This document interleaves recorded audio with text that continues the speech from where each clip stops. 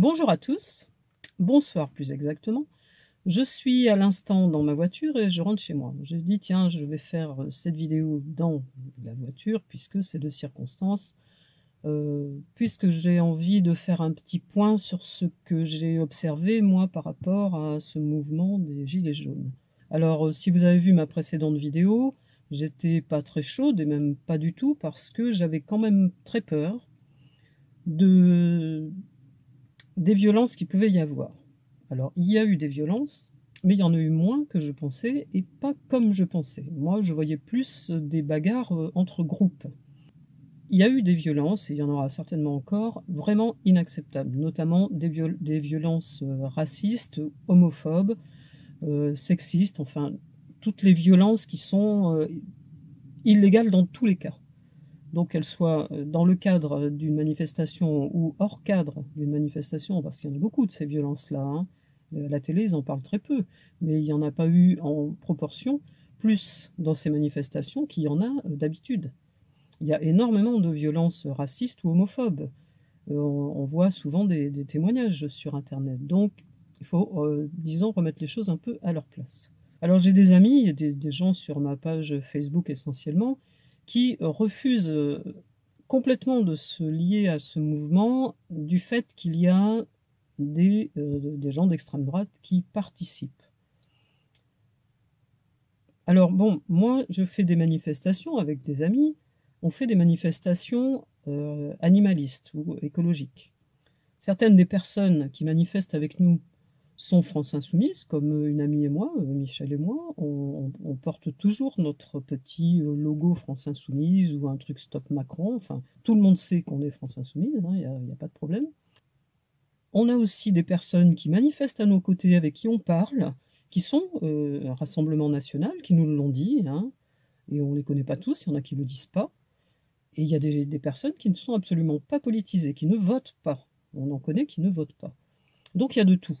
Et on manifeste quand même tous ensemble pour les animaux. Et là, personne ne trouve à redire. Tout le monde trouve ça acceptable.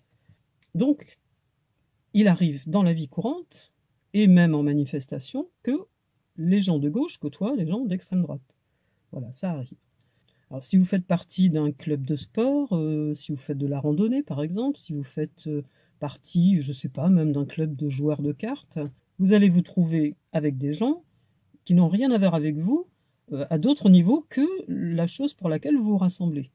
C'est-à-dire jouer aux cartes, faire des randonnées, jouer au foot, enfin tout un tas d'activités qui ont un objet précis et qui ne font pas entrer en jeu l'opinion politique. Alors là, on a un fait qui rassemble tout le monde, c'est-à-dire le prix du carburant.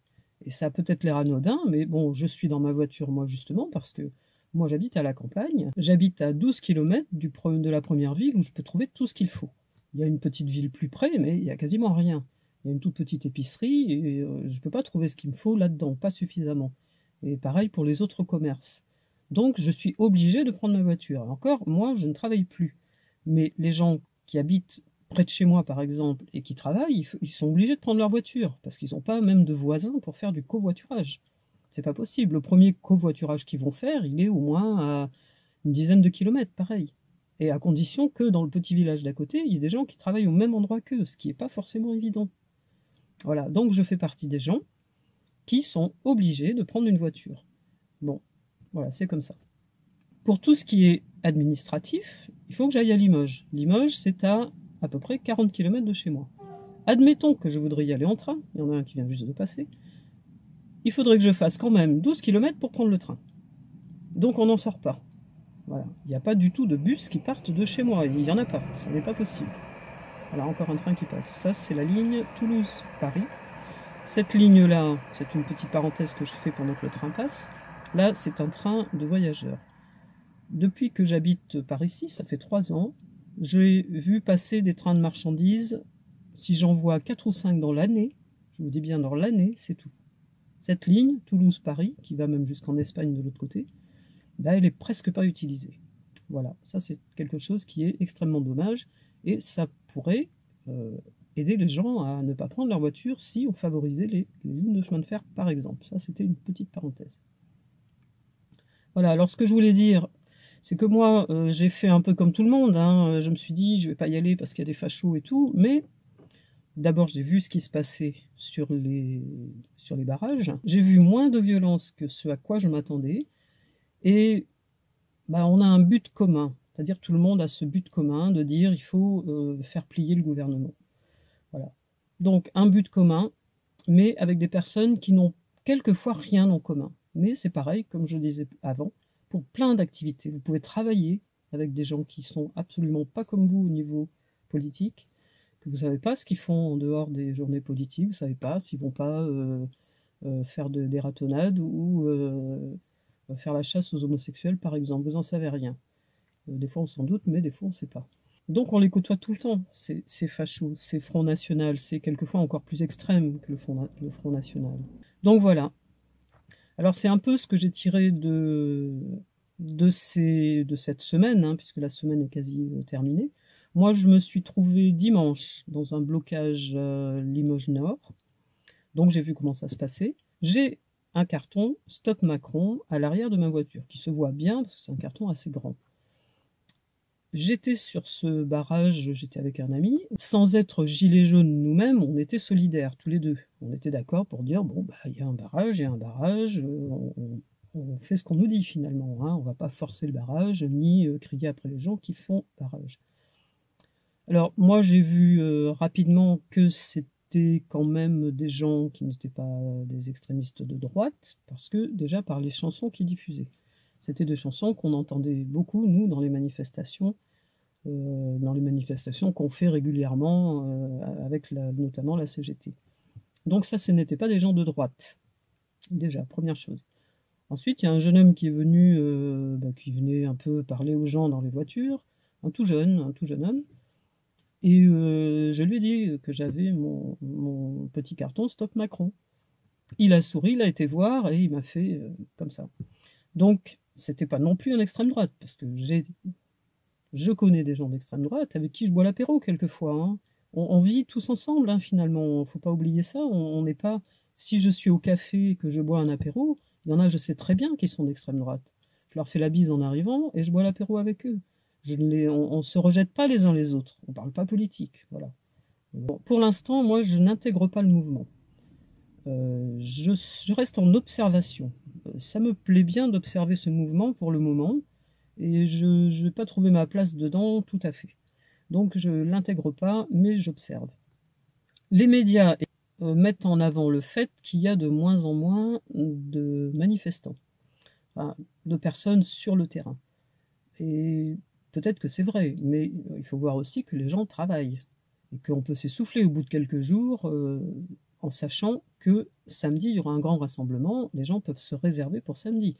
Il n'empêche qu'il y a des blocages encore actifs et que d'autres pays prennent le pas. En Angleterre, en Belgique, où il y a eu des actes de répression de la part du gouvernement, et l'Espagne n'est pas contente, c'est ce que je viens d'entendre à la radio, les Espagnols, enfin le gouvernement espagnol n'est pas content parce que l'action des Français gêne le commerce entre la France et l'Espagne. Alors c'est un peu sur tout ce que je voulais dire. C'est vrai que j'ai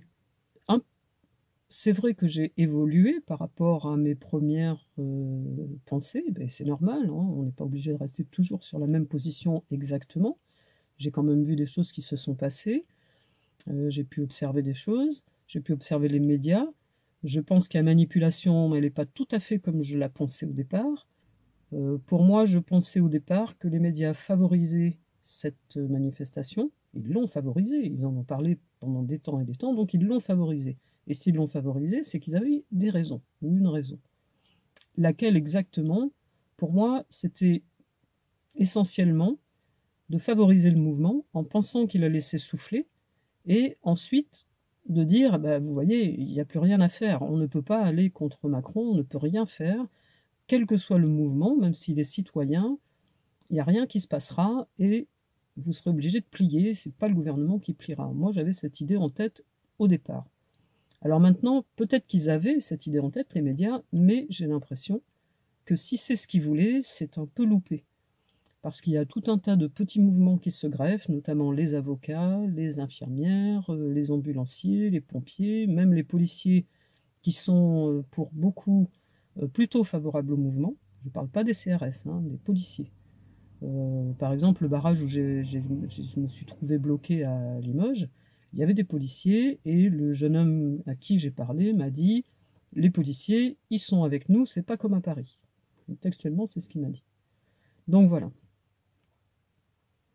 Voilà, donc ben, on va voir ce qui va se passer. On observe, enfin moi j'observe. Je veux préciser une chose, c'est que tout le monde sait que je suis militante France Insoumise.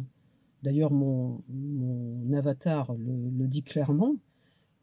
Mais je parle en tant que moi-même. Je ne parle pas en tant que représentante de la France Insoumise. Je parle en tant qu'insoumise si on veut, mais je ne représente pas toutes les personnes de la France Insoumise. Parce que dans la France Insoumise, il y a diverses pensées, divers comportements et diverses volontés d'agir ou de ne pas agir. Je vous remercie tous d'avoir écouté jusqu'au bout, ce qui n'est pas forcément évident. J'espère que je vais arriver à faire un montage cohérent, ça n'a pas l'air facile cette fois. Et je vous dis à bientôt pour d'autres vidéos, peut-être avec des sujets différents. Tout va dépendre de l'actualité. Merci, au revoir.